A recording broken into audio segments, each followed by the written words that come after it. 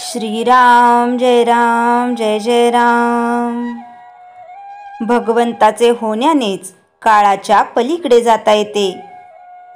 आपल्या जीवनाचा सारखा विकास होतो आहे, म्हणून आपण आज जिथे आहोत त्याच्या मागे काल होतो आणि आज जिथे आहोत त्याच्या पुढे उद्या आपण जाऊ। हे जरी खरे तरी आज आपण जे करायला पाहिजे ते न केले तर एखाद्या वेळी उद्या मागे जाण्याचा प्रसंग आपल्यावर येईल। पुढचा जन्म हा आजच्या जन्मातूनच निर्माण होतो। तेव्हा आपण आज चांगले असलो तर अंते मतिः सा गतिः या नियमाप्रमाणे पुढचा जन्म आपल्याला चांगलाच येईल। काळ मुख्यतः 3 प्रकारचा असतो, कालचा, आजचा आणि उद्याचा। जो काळ होऊन गेला तो काही केले तरी परत येणार नाही, म्हणून त्याची काळजी करू नये। एखाद्याचे कोणी गेले तर आपण त्याला असे सांगतो की अरे एकदा गोष्ट होऊन गेली, आता काय त्याचे, आता दुःख न करणे हेच बरे। हे जे तुम्ही लोकांना सांगता ते स्वतः वागण्याचा प्रयत्न करा। मागे होऊन गेल्याची विवेकाने विस्मृती पाडता येते। तसेच पुढे काय होणार हे माहीत नसल्यामुळे त्याची काळजी करू नये। आजचे आपले कर्तव्य आपण केल्यानंतर जे व्हायचे ते होणारच, म्हणून स्वस्थ बसावे। मागची आठवण करू नये किंवा गेल्याचे दुःख करू नये आणि उद्याची किंवा होणाऱ्या गोष्टीची काळजी करू नये। सध्या आपल्याला कालाच्या पलीकडे जाता येत नाही आणि कालाच्या पलीकडे गेल्याशिवाय भगवंत मिळणार नाही, अशी अवस्था आहे। जगात घडामोडी सारख्या होत आहेत आणि आपली तळमळ कायम आहे। आपल्याला जी तळमळ लागते ती आपल्या अपुरेपणामुळे, अपूर्णतेमुळे लागते। कोणीही मनुष्य जन्माला आला की भगवंताला आनंद होतो, कारण सत्य स्वरूप प्रत्येकाला कळावे अशी भगवंताची इच्छा आहे आणि हे कार्य फक्त मनुष्य जन्मामध्येच शक्य आहे। यासाठी भगवंत आपल्याला समजण्यासारखा आहे हे प्रत्येकाने लक्षात ठेवावे। याकरिताच आपल्याला भाव, इच्छा, तळमळ आज मनातून उत्पन्न व्हायला पाहिजे। पुष्कळ चांगला स्वयंपाक केला आणि मीठ घालायचे राहिले तर काय उपयोग। भाव जर दुजा ठेवला तर भजन चांगले झाले असे कसे म्हणावे।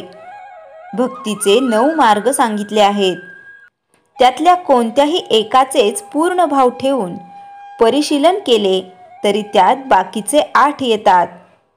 आपल्याला जे कळले ते आपल्या आचरणात आणावे, हे खरे ऐकणे होय। जो आपल्या रक्तामासात मिसळतो आणि रोजच्या वागण्यात आणता येतो तोच खरा वेदांत होय आणि आपल्या कर्तव्यामध्ये भगवंताचे स्मरण ठेवणे हेच सर्व वेदांताचे सार आहे। श्रीराम जय राम जय जय राम। वेदांत हा रोजच्या आचरणात आणला पाहिजे। श्रीराम जय राम जय जय राम। 18 पुराणांची नावे व त्यांची थोडक्यात माहिती, भाग 2। 11 स्कंद पुराण। स्कंदाने सांगितल्यामुळे त्याचे नाव मिळालेले हे पुराण इसवी सनच्या 7व्या व 9व्या शतकांच्या दरम्यानचे असावे असे म्हटले जाते। सर्व पुराणात आकाराने मोठे असलेले हे पुराण 81,000 श्लोकांचे आहे। ते सनत्कुमार, सूत, शंकर, वैष्णव, ब्राह्मव, सौर अशा 6 संहितांमध्ये विभागलेले असून माहेश्वर, वैष्णव, ब्राह्म्य, काशी, रेवा, तापी व प्रभास या 7 खंडातील दुसरीही एक विभागणी आढळते। याच्या सूत संहितेत ब्रह्मगीता व सूतगीता आहेत, तर रेवा खंडात सत्यनारायण व्रताची कथा आहे। 12 मार्कंडेय पुराण। मार्कंडेय ऋषींनी सांगितल्यामुळे त्यांचे नाव प्राप्त झालेले हे पुराण अत्यंत प्राचीन असून त्याचा प्राचीन भाग इसवी सन 3ऱ्या शतकाच्याही आधीचा असावा असे म्हणतात। बलदेव उपाध्यायांच्या मते गुप्तकालीन संस्कृतीचे दर्शन घडविणारे हे पुराण गुप्त काळात म्हणजे इसवी सनच्या 4थ्या 5व्या शतकात झाले असावे। ते गोदावरीच्या उगम प्रदेशात लिहिले गेले असावे असे मत आढळते.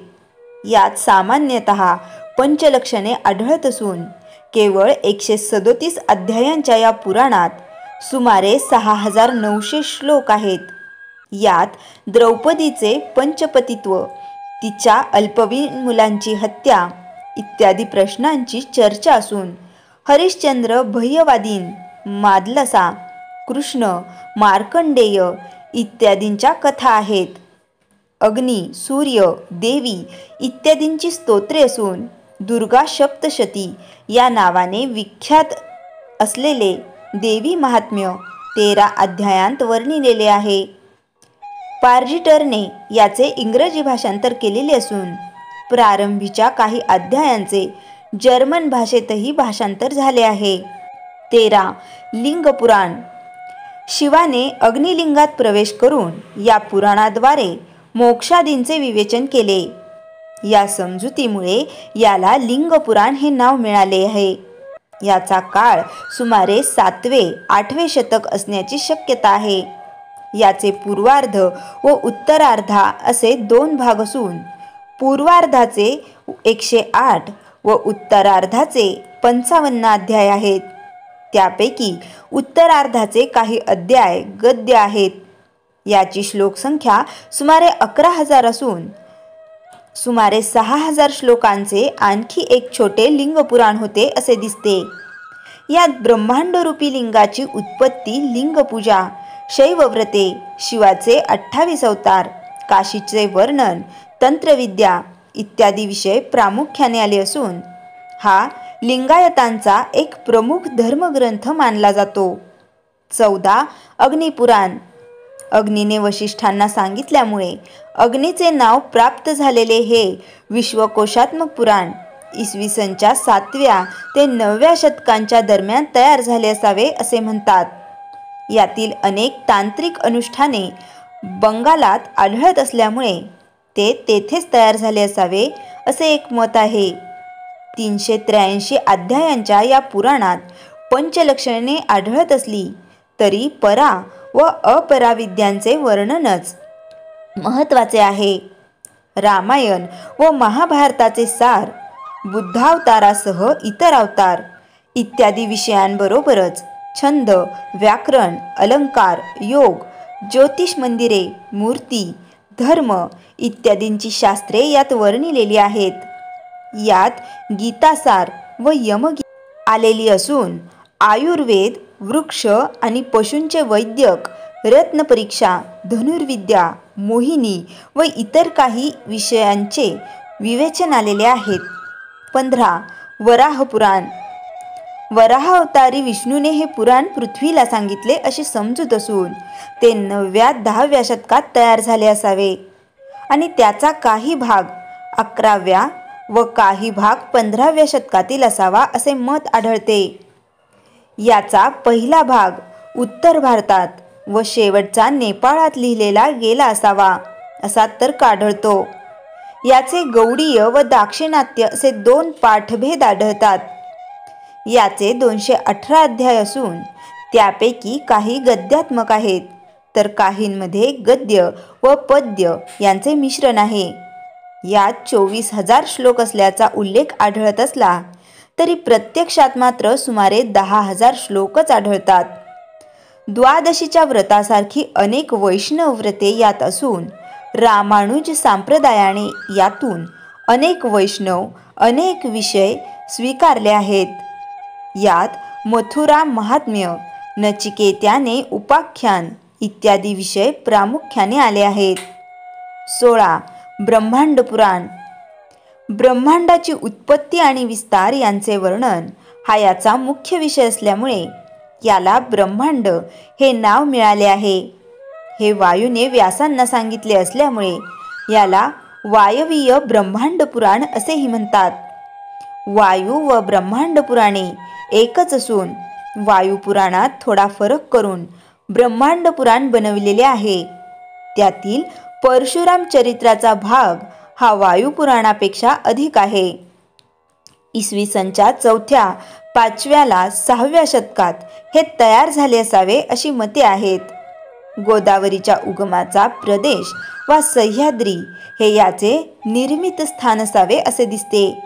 याचे प्रक्रिया, अनुषंग, उपोद्घात व उपसंहार असे 4 पाद असून श्लोक सुमारे 12,000 आहेत.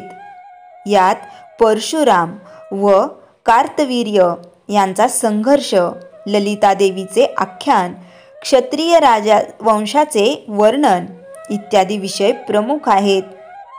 अध्यात्म रामायण हा ग्रंथ आणि ललिता सहस्त्रनाम, सरस्वती स्तोत्र, गणेश कवच इत्यादी भाग या पुराणातून घेतलेले आहेत. जावा सुमात्रा बेटातील भाषेत याचे भाषांतर झाले असून ते अजूनही तेथे प्रचारात आहे. 17 ब्रह्मवैवर्तन पुराण.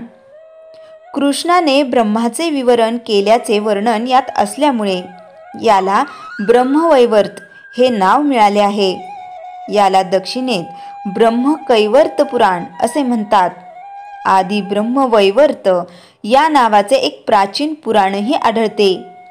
8वे 9वे वा 10वे शतक हा त्याचा काळ मानलेला असून काहींच्या मते ते 15व्या शतकानंतरच आहे. बहुधा बंगालमध्ये लिहिला गेलेल्या या पुराणाविषयी बंगाली वैष्णवांना फार आदर आहे. याचे 276 अध्याय असून श्लोक सुमारे 18,000, एका मतानुसार सुमारे 10,000. ब्रह्म, प्रकृती, गणेश व कृष्णजन्म अशा 4 खंडात विभागलेल्या या पुराणाचा कृष्णजन्म खंड 133 अध्यायांचा आहे. यात गणेश हा कृष्णाचा अवतार मानलेला असून उत्तान रास क्रीडा असे महात्मे इत्यादी गोष्टी आढळतात. 18 भविष्य पुराण. वस्तुतः पुराण हे प्राचीन असल्यामुळे भविष्य पुराण या नावात आत्मविसंगती आहे. परंतु भविष्यकालीन घटनांची वा व्यक्तींची वर्णने करण्याची भूमिका घेतल्यामुळे याला भविष्य पुराण हे नाव मिळालेले आहे. भविष्योत्तर पुराण या नावाचे एक स्वतंत्र पुस्तक असून काहींच्या मते ते भविष्य पुराणाचे उत्तर पर्व आहे. काहींच्या मते ते स्वतंत्र पुराण आहे. याचा काळ सुमारे 6वे 7वे वा 10वे शतक हा मानला जात असला तरी आपस्तंभ धर्मसूत्रात त्याच्या नावनिशी उल्लेख असल्यामुळे त्याचा निदान काही भाग तरी अत्यंत प्राचीन असला पाहिजे. नारद पुराणानुसार याची ब्राह्म्य, विष्णू, शिव, सूर्य व प्रतिसर्ग अशी 5 पर्वे असून श्लोक संख्या सुमारे 14,000 आहे. याच्या वेगवेगळ्या 4 प्रती मिळालेल्या आहेत. इतर कोणत्याही पुराणापेक्षा यात जास्त भर पडली असल्यामुळे याचे मूळचे स्वरूप पूर्णपणे बदललेले आहे. यात इंग्रजी आमदानीतील घटनांचीही वर्णने आहेत. उदाहरणार्थ विक्टोरिया राणीला यात विकटावती म्हटले आहे, तर रविवाराला संडे म्हणतात असे सांगितले आहे. यात सूर्योपासना विशेषत्वाने आली असून कित्येक घटनांची व राजवंशाची वर्णने ऐतिहासिक दृष्टीने महत्त्वाची आहेत. माहिती संदर्भ आंतरजाल. संकलन सतीश अलोनी. श्रीराम जय राम जय जय राम. जयाच्या जनी जन्मनामार्थ झाला, जयाने सदा वासनामात केला. जयाच्या मुखी सर्वदा नाम कीर्ती, नमस्कार तया ब्रह्मचैतन्य मूर्ती. श्रीराम जय राम जय जय राम. जानकी जीवन स्मरण जय जय राम.